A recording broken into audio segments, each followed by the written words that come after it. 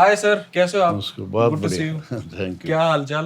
बढ़िया। सुबह सुबह आज जल्दी उठवा दिया आपको हमने। नहीं रोज ही जल्दी 5 बजे वैसे ही उठ जाते हैं। दिल्ली में भी 5 बजे उठ जाते हो? वो तो हैबिट है ना अच्छा पहले अच्छा, से। आदत तो बनी हुई है। हाँ, कैसा लग रहा है पार्लियामेंट में आके? बहुत बढ़िया। हाँ, काफी दिनों देश से। के पूरे 140 करोड़ लोगों का भाग्य का फैसला यही होता हाँ। है।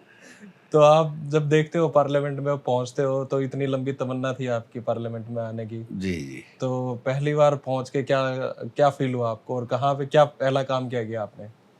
पहला काम तो अभी कृषि से संबंधित 3 काले कानून थे, उसके खिलाफ 1 साल से ज्यादा जो आंदोलन था, हम्म इस देश की राजधानी में न उस अन्नदाता को, जो न केवल अन्नदाता है बल्कि बहुमत मतदाता भी है, हम्म और जिस ट्रैक्टर पे चढ़ के आया था, नो ट्रैक्टर को आने दिया और न किसान को आने दिया। हम्म तो जीत के आने के बाद पहले दिन जब लोकसभा में गया तो उसी ट्रैक्टर पे वही किसान चढ़ के गया जो 1 साल तक यहाँ सड़क पे बैठा था और हाँ, देश की राजधानी में नहीं आने दिया था। हम्म तो वो लेके गए, और मैं समझता हूँ पूरे देश का किसान, मजदूर, नौजवान, महिला हम्म जो उस आंदोलन में शरीक थे, हम्म उनको एक एहसास हुआ कि निश्चित रूप से एक ऐसा व्यक्ति हमने संसद में चुन के भेजा है जो वही ट्रैक्टर लेके हम्म वही किसान गया। तो मैंने पत्रकार बंधुओं ने पूछा तो मैंने कहा भाई मोदी से मैं यही कहना चाहूंगा कि वो ट्रैक्टर भी है और वो किसान भी है, अब तेरे में ताकत है तो उसको रोकने का काम कर। मोदी से मुलाकात होती है कि पार्लियामेंट में? बिल्कुल होती है, क्यों नहीं हाँ, होती। राम राम हुई। ओ बिल्कुल। कैसे दिखते हैं? अब हैंडसम। जैसा है 75 साल के हैं फिर मतलब, भी यंग दिखते हो। यंग तो क्या दिखते हैं, झूठ बोलने में माहिर हैं।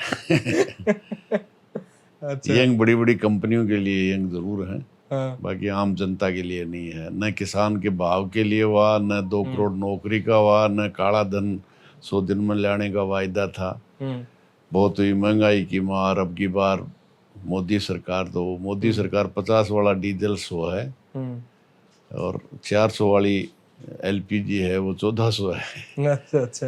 तो महंगाई बढ़ाने का, लूटने का काम किया, और बड़ी बड़ी हम्म कंपनियों को छूट देने का काम किया। हम्म कॉर्पोरेट टैक्स जो 30% था उसको 20% किया है। हम्म 33 लाख करोड़ रुपए का 10 साल में उन्होंने बड़ी बड़ी कंपनियों का कर्जा माफ किया है, हम्म और आम जनता पे टैक्स बढ़ाने का काम किया है, चाहे वो पेट्रोल डीजल हो, रसोई गैस हो, या हम्म आम जनता पे टैक्स, हम्म। डायरेक्ट टैक्स बढ़ाने का काम किया है। तो आप लोग वोट तो देते नहीं हो उनको? नहीं, मैं क्या, हाँ। अब जनता भी नहीं दे रही कि जिस आशा के साथ 14 और 19 में दिया था, हाँ 2024 में उन्होंने 400 पार का नारा दिया था संविधान बदलने के लिए, और 240 पे लेके रख दिया। हाँ। और इसी तरह से चलेंगे तो मैं समझता हूँ 400 पार तो छोड़िए, 40 पार भी मुश्किल होगा। नहीं सर, तीसरी बार सरकार बनाई उन्होंने। हाँ बनाई है, लेकिन हाँ। बैसाखियों से है, हम्म बहुमत नहीं। 35 साल बाद में इस आशा से हम्म देश की जनता ने बहुमत दिया था कि वो हम्म किसान, जवान, आम जनता की महंगाई जितनी समस्याएं थी उनका समाधान हम्म विथ इन टाइम पीरियड करने हम्म का जो वायदा किया था, इसलिए लोगों ने दिया था। हम्म और फिर पुलवामा में जो 40 हमारे शहीद हुए, हम्म उन्होंने उसकी भावनाओं को, देशभक्ति की भावनाओं को भुनाकर 303 भी लेके आए थे, लेकिन जब 400 की बात की तो 240 हुए। चलो मोदी को छोड़ो, आप पे आते हैं। जी। आपकी कहाँ से शुरुआत हुई है? सिक्कर बड़ा एक खूबसूरत सा शहर है और शेखावाटी का सबसे बड़ा जिला भी है वो, और वहां पे मतलब आंदोलनों का वो गढ़ रहा है एक तरीके से। बिल्कुल। तो आपकी कहाँ से शुरुआत हुई, कहाँ से पॉलिटिक्स स्टार्ट हुई आपकी? ऐसा है कि आज़ादी के पहले भी जो शेखावाटी जिसको कहते हैं, सीकर, चूरू, झुंझुनू और ये गंगानगर का इलाका हमेशा अंग्रेज़ों के खिलाफ भी और राजशाही के खिलाफ भी लड़ता रहा है। हम्म और आज़ादी के बाद भी, चाहे वो बाजरे की लेवी हो, बिजली की रेटें हो, सिंचाई का पानी हो, बीमा क्लेम हो, हम्म कर्जा माफ़ी हो, हम्म हमेशा जनता के मुद्दों पे संघर्ष होता रहा है। और जब मैं 9th क्लास में सीकर पढ़ने के लिए आया तो निश्चित रूप से विद्यार्थी राजनीति से संपर्क हुआ, और 79 में मैं जो राजस्थान की सबसे बड़ी कॉलेज कल्याण कॉलेज है उसका छात्र संघ का अध्यक्ष रहा। हम्म उसके बाद मैं टीचर हो गया, और टीचर के बाद में गांव वालों ने 2 दफे सरपंच बना दिया। अच्छा। और सरपंच के बाद में सरपंच रहते रहते ही मैं विधानसभा में 93 में गया, और लगातार 4 दफे हम्म 3 दफा दोद से, और जब उसको रिजर्व कर दिया गया तो चौथी बार दातारामगढ़ से। अच्छा, तो सर आप तो टीचर बन गए थे, तो फिर टीचर बन उससे बड़ी सेवा क्या हो सकती है ह्यूमैनिटी की? वो मेरे लिए और मेरे परिवार के लिए तो बड़ी थी, लेकिन नहीं, आम लोगों के जनता लिए के भी तो लिए लोगों के नहीं। लिए भी तो बड़ी लोगों होती के है। लिए टीचर उतना नहीं है जितना आप राजनीति में लोगों को हाँ। अपनी ताकत का एहसास करा दो। हम्म, मैं समझता हूँ जितने भी आंदोलन लड़े हैं किसान सभा और लाल झंडे ने, कम्युनिस्ट पार्टी ने, हम्म, जो भी आंदोलन शुरू किया, चाहे बिजली की रेट हो, राजस्थान कैनाल के पानी का सवाल हो, हम्म, चाहे वो कर्जा माफी का सवाल हो, और चाहे काले कानूनों के खिलाफ हो, 8 दिन 13 दिन तो 13 महीने तक भी अगर बैठना पड़ा तो निश्चित रूप से बैठ के हम्म। जीत होने के बाद ही वापस घर जाने का काम किया। अच्छा, तो आपका मुंडवाड़ा गांव पड़ता है, जी जहां से ये जमनालाल बजाज, जिनके बारे में गांधी कहते थे कि ये मेरे 5वें बेटे हैं। हाँ, उनका वैसे गांधी जी 5वां बेटा कहते थे, हाँ, वही पंचायत है हाँ, निश्चित रूप से। और उन्हीं के जो साथ रहे हैं लादूराम जोशी, जो कांग्रेस के नेता थे, उन्हीं के प्रस्ताव पे मैंने शिक्षक की नौकरी छोड़ करके सरपंच बना था। अच्छा, जबकि वो कांग्रेस ही है। अच्छा। तो जब आप बन के पहुंचे वहां पे एमएलए, तो आपको तो उन्होंने रिकॉग्नाइज ही नहीं किया कि ये कहाँ का एमएलए है, भाई दिखता ही नहीं साथ एमएलए जैसा। ऐसा है कि आजकल विधायक और सांसद का जो पिक्चर लोगों में बनी हुई है एक ना, इमेज जो बनी हुई है। हाँ, हम्म, बहुत हाई फाई होगा, पीछे लोग होंगे, बड़ी सही गाड़ियां होंगी, हाँ, और इस तरह से साधारण आदमी एमएलए बन के आ नहीं सकता। और वो उस तरह से हम्म, तो नेचुरली लोगों के दिमाग में वही पिक्चर बनी हुई है, और वो पिक्चर नहीं थी, इसलिए उनका कोई दोष नहीं है। वो दोष तो मेरा है कि मैं साधारण रहता हूँ। अच्छा, अच्छा। तो आपको शायद एक बार बस में कंडक्टर ने भी नहीं पहचाना था ना? हाँ, नहीं वो पहचाना। बताना क्या किस्सा था सर? मैं जयपुर से आ रहा था सुबह सुबह, मेरे साथ एक साथी और था, तो उसने मजाक कर लिया। हाँ, उस कंडक्टर को जो रोडवेज का पास होता है वो दे दिया, लेकिन वो कहे साहब आप तो है ही नहीं। हाँ, रिंगस आते आते थाने के सामने ले जाके उसने रोक दिया और आवाज लगाई, भाई एक फर्जी एमएलए है। जब थाने से एएसआई निकल के आया तो उसने कहा साला बेवकूफ है, ये अमराराम है कॉमरेड। तो वो पैर पकड़ लिया, उसने कहा साहब मेरी गलती हो गई।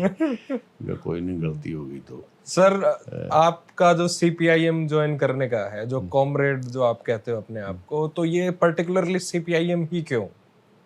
ये सीकर में वो माहौल था शुरू से? नहीं, ऐसा है कि जो मार्क्स ने जो थ्योरी दी है, इस देश और दुनिया की, इस पूरे समाज की जितनी समस्याएं हैं, चाहे बेरोजगारी हो, अशिक्षा हो, बीमारी हो, सबकी समस्याओं का समाधान केवल इस राजनीतिक व्यवस्था में है। जो बेहतर भारत, बेहतर दुनिया बन सकती है। मैं समझता हूँ हमसे 2 साल बाद में चीन आज़ाद हुआ, और आप देखिए आज वो अमेरिका का मुकाबला कर रहा है। रूस जो सबसे पिछड़ा हुआ था 75 साल में, चाहे वो व्यवस्था चली गई हो, लेकिन इतनी बड़ी पूरी दुनिया के मेहनतकश किसान, जवान, मजदूर को एक ताकत दी कि पूंजीवादी देश भी सामाजिक सुरक्षा देते थे। जब पराभव हो गया तो आप देखिए एलपीजी की नीतियां आई, और आज हालत है 2008 में जो मंदी का दौर आया, आज 2025 में भी है। अच्छा, तो केवल जनता को लूटने से बचाने का काम ये मार्क्सवादी सिद्धांत करता है। और जब पूरी दुनिया में आ जाएगा तो मैं समझता हूँ दुनिया में कोई किसी तरह की समस्या नहीं रहेगी, केवल विकास की समस्या रहेगी जो लगातार जारी रहता है। आपका चाइना से जो मोह वो छूटता नहीं है, ये कम्युनिस्ट लोगों का। बाकी वो तो ऑटोक्रेसी है। और दूसरी बात सर, फिर अगर इतना ही ये एक पावरफुल थॉट है, ये मार्क्स का दिया हुआ जो कि है, तो फिर हरियाणा बोल रहा हूँ, देश के अंदर में ये आप लोगों का ये थॉट आज उस तरीके से रेलेवेंट क्यों नहीं है? आप तो इकलौते सांसद हो नॉर्थ इंडिया से, 8 सांसद हो शायद आप पूरे भारत में। जी। तो फिर आप लोग उसको इलेक्टोरल में क्यों नहीं तब्दील कर पा रहे हो? ऐसा है कि सबसे पहले जब कांग्रेस का शासन था, सबसे पहले कोई विरोधी दल का चीफ मिनिस्टर बना तो वो केरल 1957 में थे, EMS नमूद्रीपाद। और बहुत स्थिति नेचुरली आज की तारीख में पॉलिटिकली इलेक्टोरल में डिक्लाइन है, लेकिन वो समय भी था 96, 98, 99, जब देश की सत्ता भी बढ़ाने की चाबी थी वो वामपंथियों के पास थी। जब 61 MP 2004 में थे तो मनमोहन सिंह की यूपीए फर्स्ट को कोई बढ़ाने वाली थी चाबी तो वही थी, चाहे वो देवगौड़ा हो। तो नेचुरली ऐसी है कि जब पूंजी का बोलबाला है, जब सोवियत रूस का विघटन हो गया तो साम्राज्यवादी पूंजी है वो पूरी दुनिया को लूटने के लिए खुली छूट दे दी। मतलब पूंजी दुनिया के किसी कोने में जा सकती है लेकिन मजदूर मजदूरी करने के लिए हर देश में नहीं जा सकता। अच्छा, अब आप बताइए, बिगर मजदूर के कोई भी चीज का निर्माण नहीं हो सकता। श्रम लगेगा, चाहे वो मानसिक श्रम हो चाहे शारीरिक श्रम हो, लगेगा जब भी कोई यूजफुल चीज बनेगी। अच्छा सर, वहां से रूस से आपको सीकर में लेके आते हैं वापस। एक कुदन गांव में एक बहुत भारी आंदोलन हुआ था 1935 में अप्रैल में जी। और एक आपका किसान छात्रावास है। तो इन दोनों के आसपास में बहुत पूरी की पूरी सीकर की जो राजनीति है वो घूमती है। तो सर उसके बारे में थोड़ा बताओ। ऐसा है कि 1935 वाला आंदोलन 1935 में लगान बढ़ाया था क्योंकि जमीन पूरी राजा और नवाबों की होती थी, किसान तो केवल उस पे टेनेंट था। तो उसके खिलाफ 36 तरह की लाग थी और जब रेवेन्यू टैक्स बढ़ाया गया तो लोगों ने विरोध किया कि अभी घर ही नहीं चलता तो बढ़ा हुआ टैक्स हम नहीं दे पाएंगे। वहाँ पुलिस ने, अंग्रेजों की पुलिस ने जाकर के फायरिंग की और 5 किसान उसमें शहीद हुए और सैकड़ों किसानों को सरकारी कारिंदों पे हमला करने का मुकदमा बना करके जेल में डालने का काम किया। न कि वहाँ किया बल्कि सामाजिक बराबरी के लिए खुड़ी उससे कुछ ही दूरी पे है वहाँ। थोड़े दिनों बाद में घोड़ी पे चढ़ के तोरण मारेंगे इसको लेकर के भी फाइट हुई और उसमें भी एक किसान शहीद हुआ। निश्चित रूप से उसी आंदोलन में चलते हुए राव राजा कल्याण सिंह को यहाँ से अरेस्ट करके दिल्ली ले जाया गया और उसमें जो समझौता हुआ, एक समझौता तो ये हुआ कि रेवेन्यू रिकॉर्ड में किसान जो खेती जोता है उसका रेवेन्यू रिकॉर्ड में दर्ज होगा कास्ट कौन कर रहा है। अच्छा, जिसको हमारे यहाँ की भाषा में कास्ट गिरदावरी कहते हैं। खातेदारी तो राजा के नाम ही रहेगी लेकिन कास्ट कौन कर रहा है उसके नाम रिकॉर्ड में पहली बार दर्ज हुआ, टीलर के नाम पे। हाँ, टीलर के नाम से। दूसरा सबसे बड़ा हुआ कि जब रात को 8 बजते थे तो सीकर निवासियों को जो शहर में बसे हुए थे उनके अलावा सबको बाहर कर देते थे। अच्छा, वो तो करीब करीब रियासतों में यही था। तो दूसरी मांग थी कि यहाँ छात्रावास के लिए जमीन दी जाए जिसमें किसान भी रुक जाए और बच्चा भी कोई गांव ग्रामीण क्षेत्र का पढ़ता है तो स्कूल में पढ़ने के बाद वहाँ आके रुक जाए। वैसे तो पढ़ने को राइट नहीं था लेकिन कहीं पढ़ ले। अच्छा, पढ़ने का राइट ही नहीं था। हाँ, पढ़ने का राइट नहीं था। जो टेनेंट परिवार थे, स्कूल थे सर वहाँ? स्कूल बहुत रेयर थे।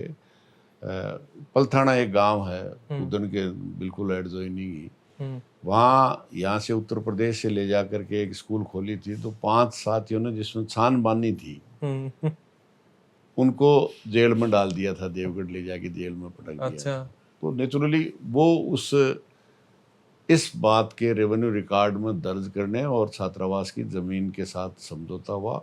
उसके बाद में पूरे किसान जागृति के लिए वो रहा, संघर्षों का दौर भी रहा। और आज़ादी के बाद 22 अप्रैल 87 को अकारण उस छात्रावास पे गोलियां चलाई और एक 14 साल का बच्चा कानाराम यादव शहीद हुआ। और 1 साल तक आंदोलन चला जिसमें बहुत से नेता कांवड़ त्रिलोक सिंह, मंगल सिंह 1 साल तक जेल में रहे। पूरे 1 साल तक आंदोलन चला और जो इस लाल झंडे को मिटाना चाहते थे उनको 1993 में मिटा दिया। और आज तक भी वो कांग्रेस का जहाँ 1 से लेके 11 तक टिकट दी थी वो छोड़ के उनका पूरा परिवार भारतीय जनता पार्टी हो गया। अच्छा सर, 2-3 चीजें हैं जो मैं दोबारा आपको वहां पे लेके जाऊंगा। जैसे प्रजामंडल की स्थापना हुई थी वहां पे, तो वहां के लोगों का ये कहना था कि भी जैसे प्रजामंडल हमारे को बनाना है ताकि हम राजा के खिलाफ लड़ सकें। जो नेशनल लीडर थे इंडिपेंडेंस मूवमेंट के वो कहते थे कि भी प्रजामंडल और राजामंडल दोनों को अंग्रेजों के खिलाफ लड़ना है। पर वहां के लोगों का ये था कि पहले तो हमारे ये दहलीज पे जो राजा है, हमारे को इसी से संघर्ष करना है, क्योंकि हमारे जो सारे बेसिक राइट्स हैं वो इन्हीं की वजह से खत्म हो रहे हैं। तो कुछ वो जब छात्रावास बन रहा था, कुछ हाथी लेके आए थे या क्या, वो क्या था वो? हाँ, ऐसा था कि उस समय राजनीतिक गतिविधियां तो हाँ। प्रतिबंधित थी, हम्म। इसलिए यज्ञ यज्ञ किया गया, हम्म। और यज्ञ किया गया और उसमें 1 लाख से ज्यादा लोग इकट्ठे हुए। तब के तब उस समय जब कोई साधन नहीं था, पैदल चल के, पॉपुलेशन और भी हर मतलब। घर से घी भी हुआ जिसमें होम किया, हम्म। और फिर कहा कि ये यज्ञ की पूर्ण आहुति के बाद जो प्रोसेसन निकालेंगे वो हाथी पे निकालेंगे। हम्म।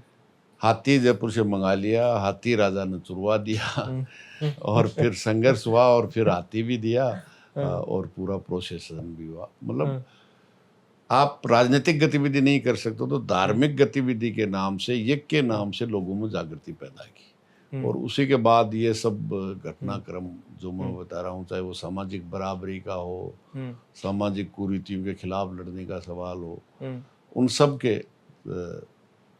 आंदोलन की वो पृष्ठभूमि तैयार करने का काम। ओके सर, तो उस पर्टिकुलर जगह को आप लोगों ने एक जाति विशेष का और सीपीआईएम का अड्डा क्यों बना दिया?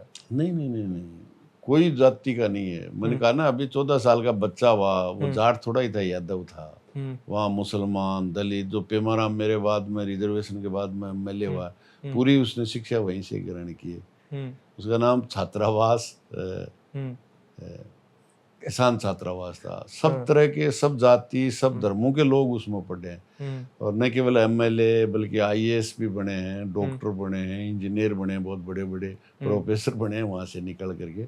इसलिए न तो वो किसी जाति का था, वो किसान वर्ग का था, और विशेष तौर से जो ग्रामीण क्षेत्र से जो गरीब बच्चे, आज भी उसमें 250 से 300 बच्चे रहते हैं। जब हम पढ़ते थे, जब तो मुश्किल से 100 लड़के थे, आज तो 300 लड़के पढ़ते हैं।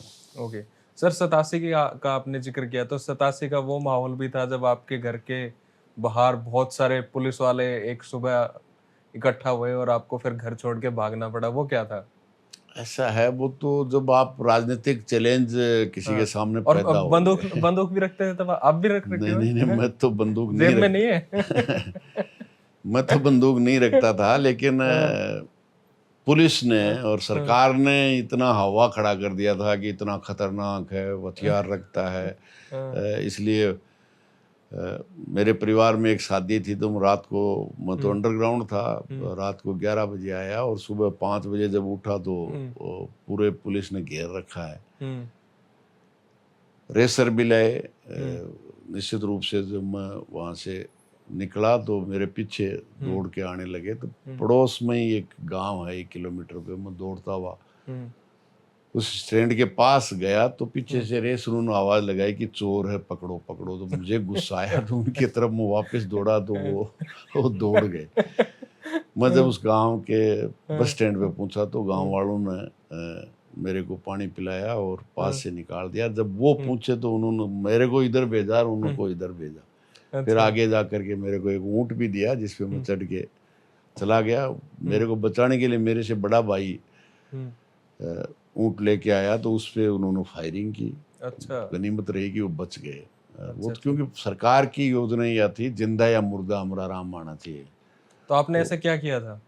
कुछ नहीं, मैं तो जिस समय फायरिंग हो रही थी शाम 6:30 बजे, मैं तो मुंडवाड़ा गांव में, जो इनका मैं जिक्र किया, लादूराम जोशी जो कांग्रेस के प्रदेश अध्यक्ष थे, उनके पास, मंदिर के पास बैठा हुआ था। अच्छा। लेकिन जब एफआईआर लिखी गई तो सबसे ऊपर नाम अमरा राम का ही था। अच्छा अच्छा।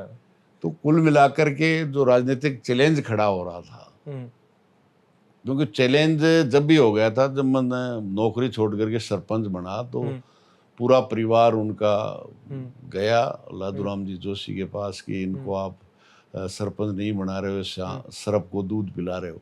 अच्छा, शाम को दूध पिला रहे हो। हाँ, तो फिर मैं सरपंच भी बना और एमएलए का चुनाव भी लड़ा, जिसमें 10,500 पहली बार कॉलेज से निकलने के बाद मैंने वोट लिए, और वो बड़ा चैलेंज उनके लिए था।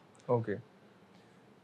इसलिए वो इस योजना के तहत ही फायरिंग की थी। बाकी जो बहाना किया गया कि मंगल सिंह जो उसका बड़ा भाई है, वो टीचर था, मेरे ही गांव में शारीरिक शिक्षक था, अगर उनको अरेस्ट भी करना, मान लो 323 में अरेस्ट भी करना था, तो मुंडवाड़ा जाते हुए वो रोज जाते थे और यहाँ आते थे, पढ़ते पढ़ते वो टीचर लग गए थे, तो वहीं आते थे और वहीं जाते थे। उनका छोटा भाई भी वहीं पढ़ता था। तो नेचुरली ये तो केवल बहाना था। अच्छा, तो सर आपको एमएलए की टिकट मिली, तो उसमें भैरव सिंह शेखावत का आपकी राजनीति में क्या योगदान रहता है? नहीं, खिलाफ रहा भैरव सिंह का तो। अच्छा। भैरव सिंह ने तो बीजेपी में रहते हुए कांग्रेस को वोट दिलाया, और जब मैं जीत के गया तो उन्होंने साफ गोई से कहा भी कि हम तो कोशिश की थी कि तू यहाँ जीत के नहीं आए, लेकिन हमारी छाती पे जबरदस्ती जीत के आ गया। और जब पहली दफा मैं गया था तो उन्होंने किसान को बिजली चोर कहा था, और सीकर जिले को, तो मैंने कहा था किसान को बिजली नहीं मिलेगी तो किसान का ट्यूबवेल नहीं चलेगा तो राजस्थान की विधानसभा भी नहीं चलेगी। तो जब भी बहुत से पत्रकारों ने मेरे से कहा कि आप तो 200 में से एक हो, आप विधानसभा कैसे रोक सकते हो, मैंने कहा जिस दिन चलेगी उस दिन देखना। विधानसभा का सत्र आहूत हुआ, और उन्होंने इस घोषणा को देखते हुए मार्शलों की 3 लेयर लगा दी। तो कांग्रेस के जो बाद में अध्यक्ष रहे विधानसभा के, दीपेंद्र सिंह शेखावत, मेरे पीछे ही थे। उन्होंने कहा अब तो राज्यपाल पढ़ेगा। मैंने कहा आने दो राज्यपाल को, जब पढ़ेगा जब पता लगेगा।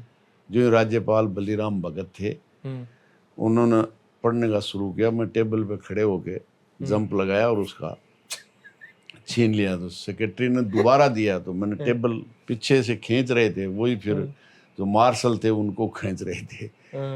दोबारा दिया तो बलीराम भगत सब अंगूठियां पहनता था, तो मैंने दूसरा खींचा तो 2 अंगुलियों के अंगूठियां भी साथ आ गई। अंगूठी ले आए उनकी आप? और फिर मेरे को 3 महीने के लिए सस्पेंड भी किया। तो ये आपने तो ये दबंगई तो बहुत करी फिर नहीं, दबंगई तो क्या, जब आप मतलब अन्नदाता की फसल सुखाओगे, तो अन्न पैदा करके जनता को जिंदा रखता है उसको चोर कहोगे, तो क्या क्या करें। फिर कभी 3 महीने के बाद में उन्होंने कहा कि वो भी तो सीकर से ही थे। भैरव सिंह जी का भी नेटिव प्लेस दातारामगढ़। हाँ, दातारामगढ़ सीकर में आता है, जहाँ से मैं चौथी बार एमएलए बने। एमएलए चौथी बार रहा। वहाँ रिजर्व कर दिया था ना इन दोनों ने मिलके। इसलिए वो सबसे बड़ी बात यह है कि भैरव सिंह जी फिर कहा कि आप तो सीकर से आए थे, मेरे को कह देते। मैंने कहा मैंने तो कह दे, आपने मेरे को नहीं बताया। मैंने कहा मैं तो उनको बता के आया था भाई, अगर किसान का ट्यूबवेल नहीं चलेगा तो विधानसभा नहीं चलेगी, नहीं चलनी दी मैंने, चाहे सस्पेंड होना पड़ा। अच्छा, तो सर भैरव सिंह शेखावत को वैसे आप एज ए लीडर कैसा देखते हैं? नहीं, एज ए लीडर मैं नाइस देखता हूँ, क्योंकि तो साफ गोई थी। जैसे आपने कहा कि उनका आपकी राजनीति में प्रमोशन में कितना योगदान है, तो रोकने का था योगदान। उसने कहा हमने तो कोशिश की, फिर भी तुम जीत के आ गए, तो अब क्या करना है। बहुत अच्छी बात है। इसलिए निश्चित रूप से वो एक तो साफ गोई थी। उनको आप देखेंगे कि बछड़े पे पाबंदी उन्होंने कानून लेके 95 में लगाई थी, लेकिन 98 में वो उनकी सरकार जाने के बाद उसी बछड़े पे उनकी पार्टी का जो अभी शिक्षा मंत्री है मदन दिलावर, वो पर्ची पे बोलने के लिए खड़ा हुआ, तो उन्होंने बैठा दिया। 5-7 दिन बाद में मैं उनके चैम्बर में गया। मैंने कहा आपने मदन दिलावर को क्यों बैठा दिया, बछड़े पे बोलने के लिए खड़ा हुआ। तो इसलिए मैं उनका रिगार्ड करता हूँ। उन्होंने कहा कि मेरी जिंदगी में सबसे बुरा काम यही हुआ है। मैं जानता हूँ बछड़ा, गाय और बछड़ा गाय को पालने वाला, ये तीनों मरेंगे, लेकिन मेरी मजबूरी थी कि आरएसएस ने मुझे यहाँ गले तक दबा दिया, इसलिए ये काम करना पड़ा, इसलिए मैंने मदन दिलावर को रोका। अच्छा, मतलब ऐसा साफ गोई राजनीति में बहुत कम लोग होते हैं। ओके सर, एक राजस्थान के एमएलए के बारे में ये होता है कि वो एमएलए बन जाते हैं तो उनका पर्सनल रिलेशन बहुत अच्छा होता है जनता के साथ में, और एक बहुत अच्छा बिल्डअप होता है। वो मतलब बहुत नॉर्मल और ऑर्डिनरी लोगों के तरीके से रहते हैं, पर वो काम नहीं करते हैं। पर्सनल डेवलपमेंट तो फिर भी कर देते हैं, पर इंक्लूसिव डेवलपमेंट, जनता के काम, आधे तो ऐसे हैं जो उनको पता ही नहीं होता काम करना क्या है, एमएलए बन के उनकी वो चीजें क्या है। तो आप 3 या 4 टर्म एमएलए रहे, तो आपके अगर भी जीवन को देखा जाए तो कोई ऐसा हाईएस्ट अचीवमेंट नहीं दिखता? बहुत बड़े अचीवमेंट है। नहीं, मैं वो किस आंदोलन के बाद से अलग आपसे पूछ रहा हूँ। मतलब आंदोलन में वो ताकत मैंने पैदा कर दी जो उनकी ताकत, सबसे बड़ी ताकत जनता में, जनतंत्र में जनता के पास है। और उनको इतना डराते थे कि वो बिजली के लाइनमैन से ही डरते थे। और मैंने ये ताकत कर दी, वो बिजली मंत्री और मुख्यमंत्री से नहीं डरते। अच्छा। मतलब 7 दिन, 8 दिन, 13 दिन और 13 महीने, मतलब आप अंदाजा कीजिए 13 महीने तक सड़क पे बिताना, छोड़िए एमएलए की, 13 महीने सरपंच भी नहीं बैठता, एमएलए एमपी की तो बात छोड़िए आप। तो वो ताकत जनतंत्र में है। आप देखिए 15 अगस्त 47 को अंग्रेजों के खिलाफ कोई वोट नहीं पड़ गए थे। ये जनता में उनके प्रति जो लूट के प्रति गुस्सा था, उसी से उन्होंने भांप लिया इंटेलिजेंस से कि अभी अगर नहीं जाएंगे तो बहुत बुरा होगा। तो जनता में अन्याय के खिलाफ जो गुस्सा पैदा करना है ना, वो सबसे बड़ी बात है। जस्टिस, और वो मैं समझता हूँ, हाँ, जस्टिस के लिए। और वो मैंने, मेरी जिंदगी का लक्ष्य यही था और ये मैंने समझता हूँ बखूबी निभाया है। और अब 5 साल आशीर्वाद दे के भेजा है, तो संसद में भी यही करेंगे। सर 2017 का जो किसान आंदोलन है जी, वो आपके नेतृत्व में पूरा खड़ा हुआ, उसके बारे में आप बताओ, जो सीकर का है। सीकर का कृषि किसान का कर्ज माफी का आंदोलन हमने शुरू किया। जब बड़ी बड़ी कंपनियों को आप कर्जा माफ कर सकते हो, तो इन किसान विरोधी नीतियों से, केंद्र हो चाहे राज्य सरकार हो, उनकी नीतियों से की खाद, बीज, डीजल सब कुछ कंपनियों के आपने हवाले कर दिया। आज सरकार का कोई नियंत्रण नहीं है। उनकी कीमतें दूनी से तीनी हो गई और किसान को वो भाव नहीं मिलता। इंपोर्ट फ्री करने से वो भाव नहीं मिलते जो पहले मिलते थे। तो नेचुरली इस बात के लिए आंदोलन किया। 10 दिन तक हम डिस्ट्रिक्ट हेडक्वार्टरों में पड़ाव दे के बैठे रहे। सरकार 263 में से 163 के नशे में थी, कोई बात नहीं की। तो 10वें दिन हमने आह्वान किया कि सरकार वार्ता नहीं करती है तो कल से हम पूरे राजस्थान में चक्का जाम महिलाओं के नेतृत्व में करेंगे। और नेक्स्ट डे 9 बजे ही लोग सड़कों पे आए और शाम होते होते 4 बजे सरकार का निमंत्रण मिला।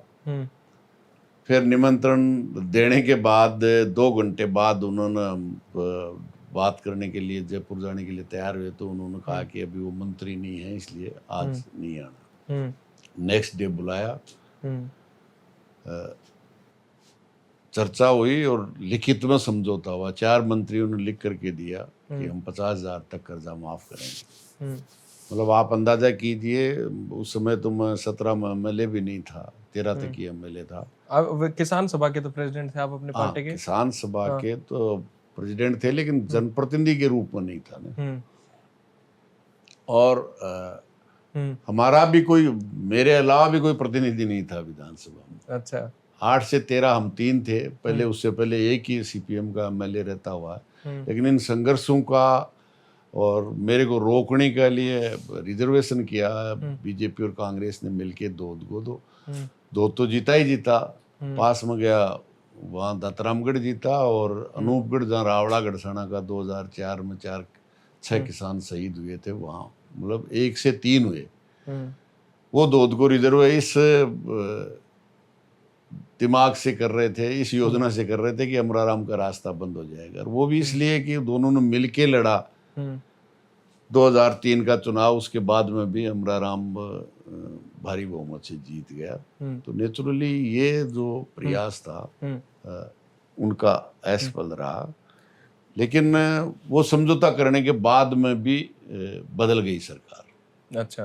तो हमने जयपुर कूच का आह्वान किया 22 फरवरी को, और हम 4 जगह से 4 पैदल जत्थे रवाना होके आए।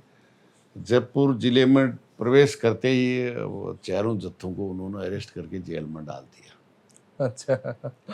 और न केवल जत्थे में थे उनको डाल दिया, बल्कि पूरे राजस्थान में जो अखिल भारतीय किसान सभा के नेता थे, या तो अरेस्ट कर लिया या अंडरग्राउंड हुए। और वो इसलिए किया गया कि जब नेताओं को अरेस्ट कर लेंगे या अंडरग्राउंड हो जाएंगे तो लोग फिर जयपुर नहीं आएंगे।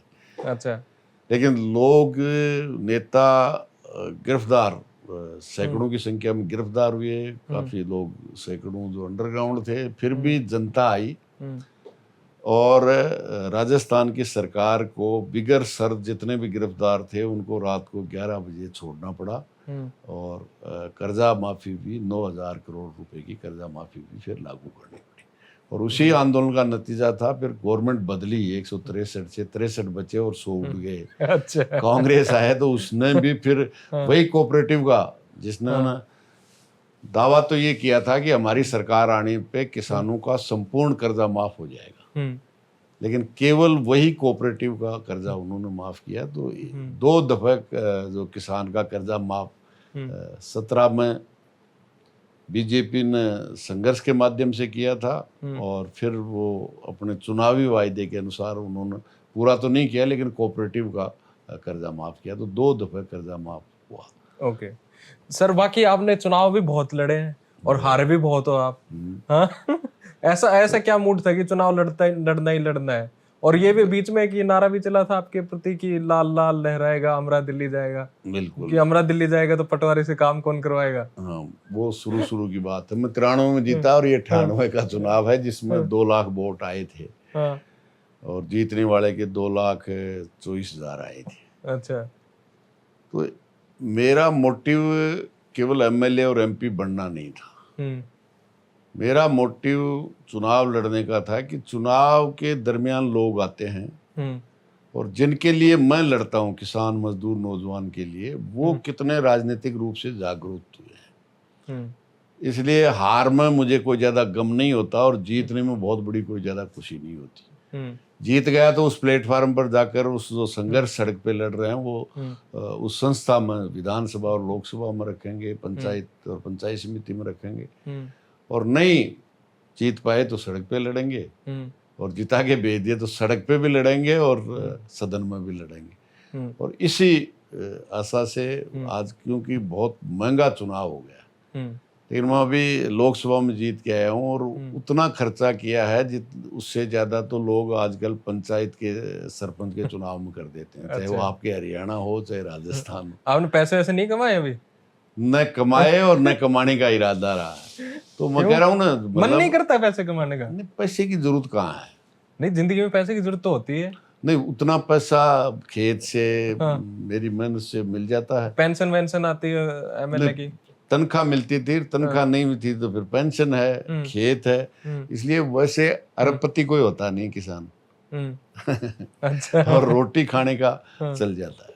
सर, एक मेरे को आप सीकर की जो सीट है वो इतनी प्रोमिनेंट है और इतनी महत्वपूर्ण है राजनीतिक रूप से, जाटों के लिए तो स्पेशली, कि वहां से बलराम जाखड़ भी लड़े हैं और वहां से देवीलाल भी लड़े हैं। लड़े नहीं, जीत के भी आए। हाँ, जीत के भी आए बलराम जाखड़ को हरा के।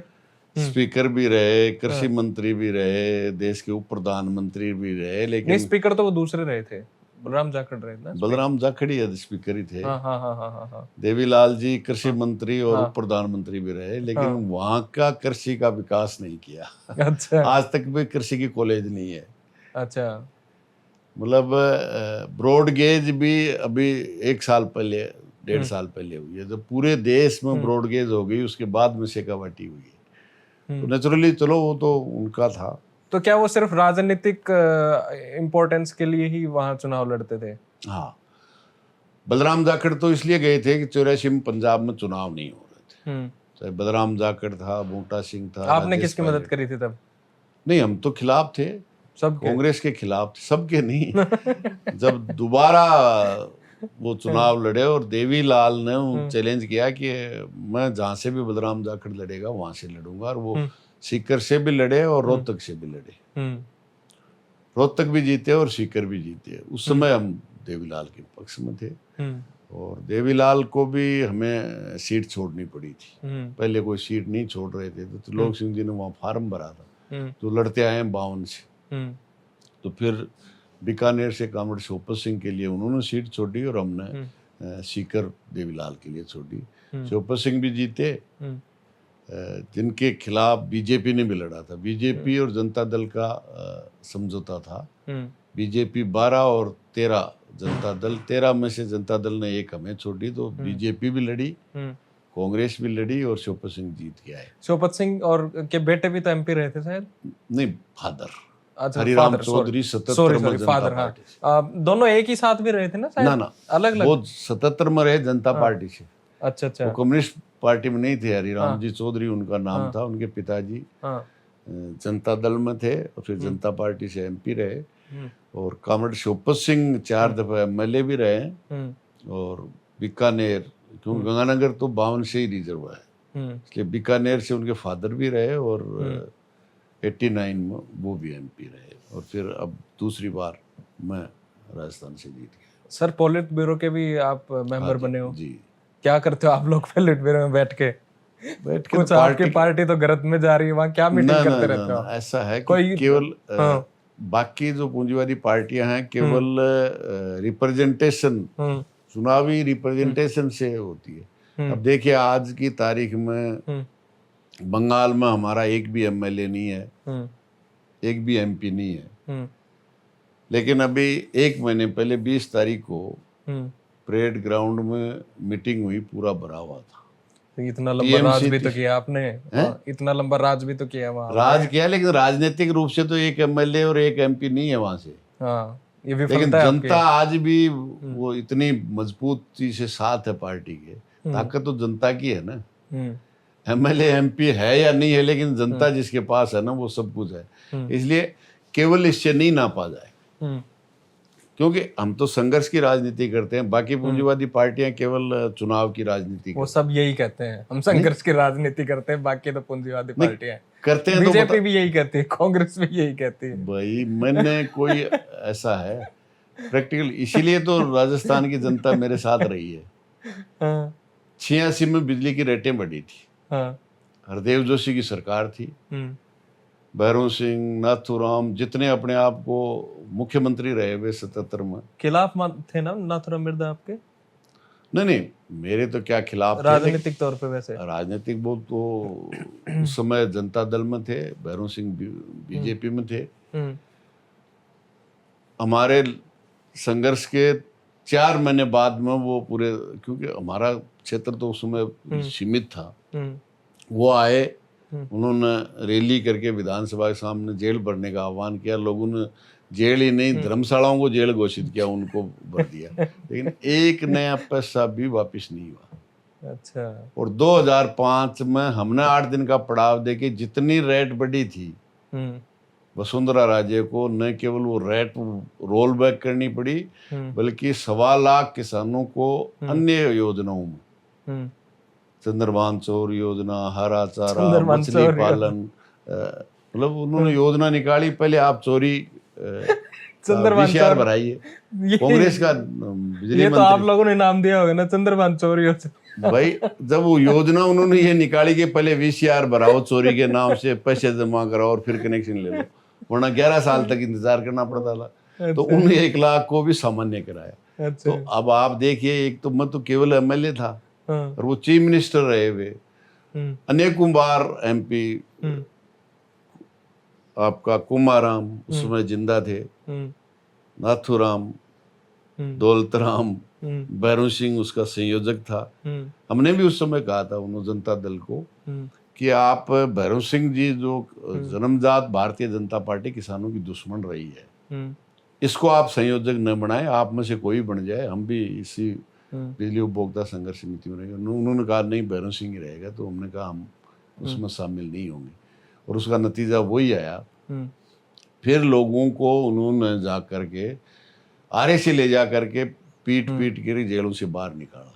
अच्छा, मतलब आप रियलिटी वाकई में किसानों के साथ कौन है, इससे राजस्थान का किसान जानता है। अच्छा। कि एक तो वो हैं जो बड़े बड़े नेता हैं, लेकिन किसान के नाम से लड़ते हैं और किसान को धोखा देते हैं। और जिसमें भी बालूराम 12 फरवरी 1986 को 1986 को झुंझुनू में शहीद हुआ था। अच्छा, तो सर ये तो वो भी टाइम था जिसके बारे में आपने एक रिसेंटली अखबार को दिए इंटरव्यू में कहा कि मेरे तो घर वालों में भी आपस में खटास पैदा कर दी थी और ससुराल वालों को भी भड़का दिया था कि घर घर ही तो क्या करते भाई, मेरे खिलाफ और क्या साजिश के बीच ही गड़बड़ करवा दी थी उन्होंने। नहीं, गड़बड़ हुई नहीं, लेकिन उन्होंने कोशिश की दूसरी शादी कर ली। क्या बोले, दूसरी शादी? हाँ, दूसरी शादी कर ली, सीकर रखते हैं, आपको गांव रखते हैं, लेकिन वो झूठ कितनी दूर चलती है। चालनी में पानी तो बम पानी कितनी दूर चाल सका है। झूठ तो झूठ है।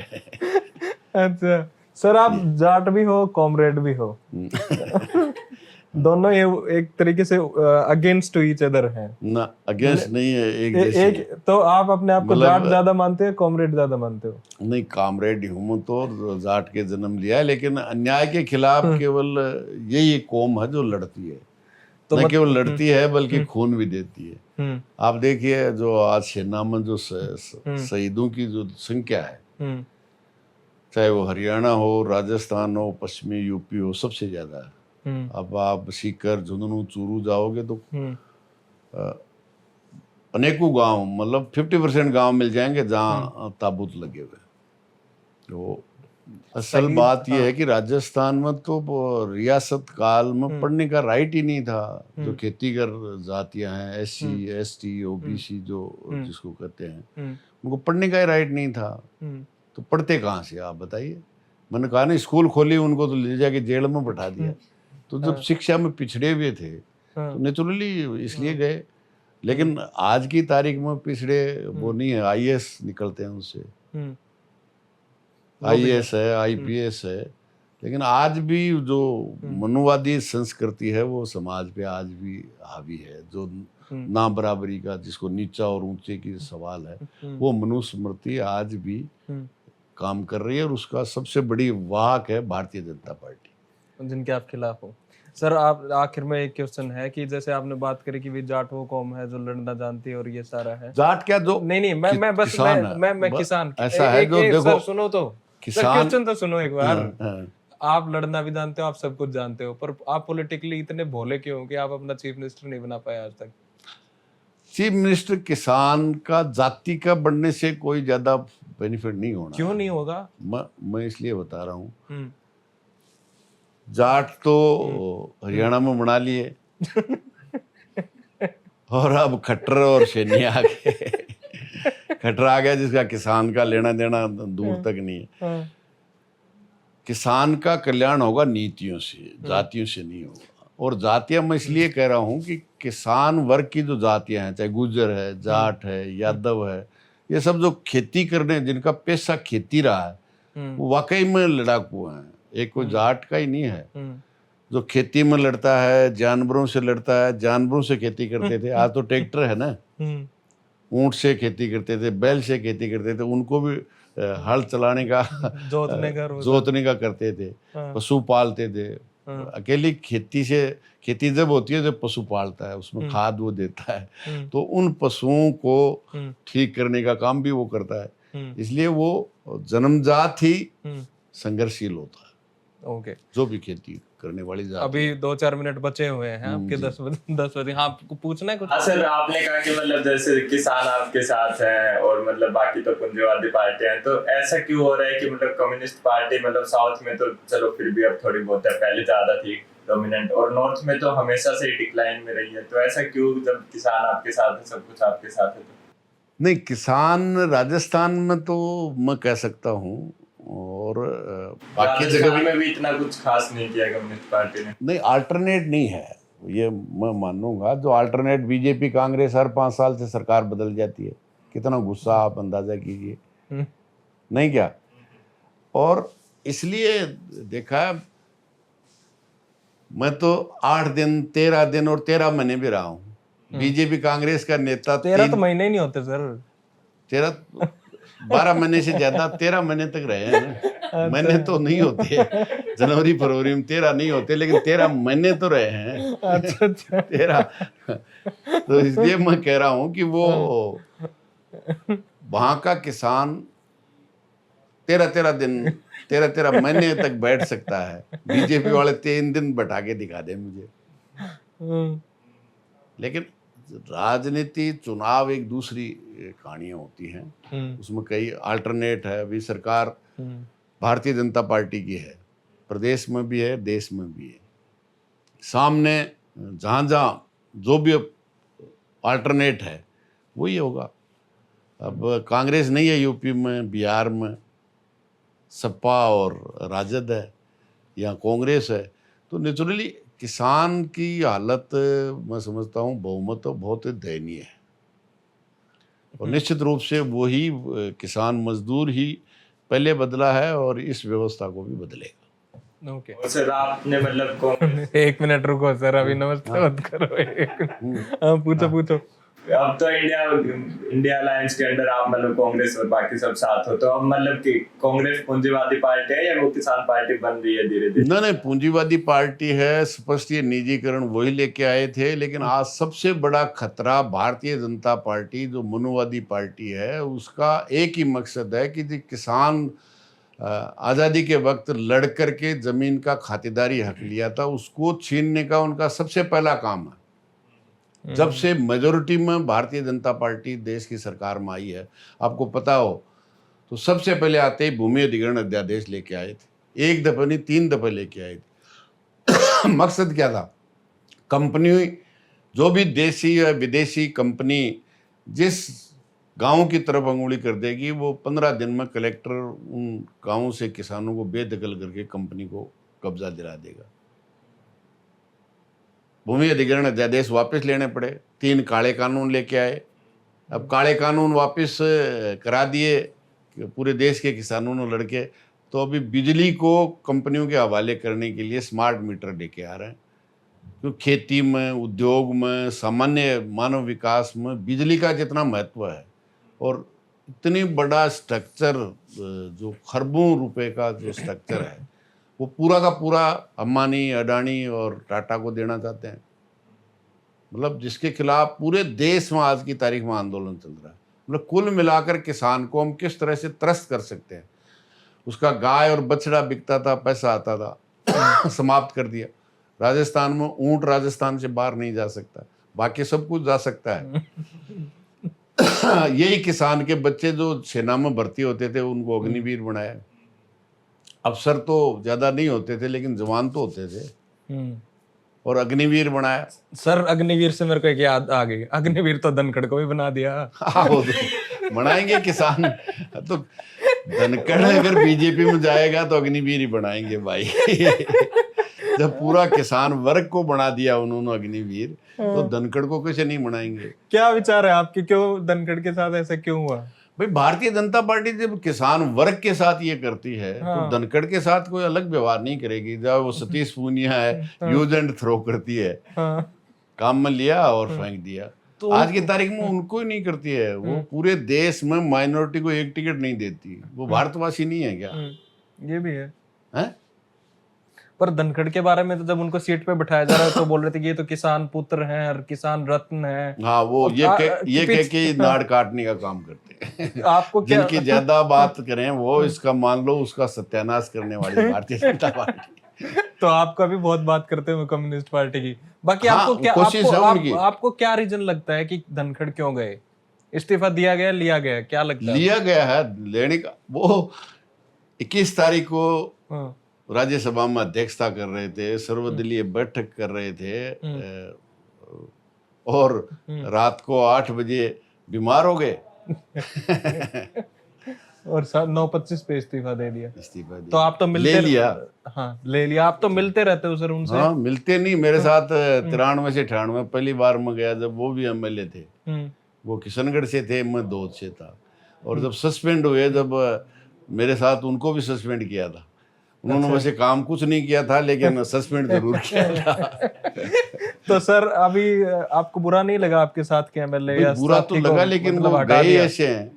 मान लो जहाँ ऐसी जगह जाओगे तो यही उसका असर होगा। अच्छा, चलो सर। एक आखिरी, आपने भूमि अधिग्रहण, पार्लियामेंट में जाना है सर को। हाँ, भूमि अधिग्रहण की बात की, तो मतलब राजस्थान में आजकल तो एक ये नया तरीका भी आया है कि किसानों की जमीन लेने का, जो सौर ऊर्जा ये लग रही है, कंपनियां आ रही है, तो इसको आप कैसे देखते हैं? इसके खिलाफ भी आंदोलन हो रहे हैं?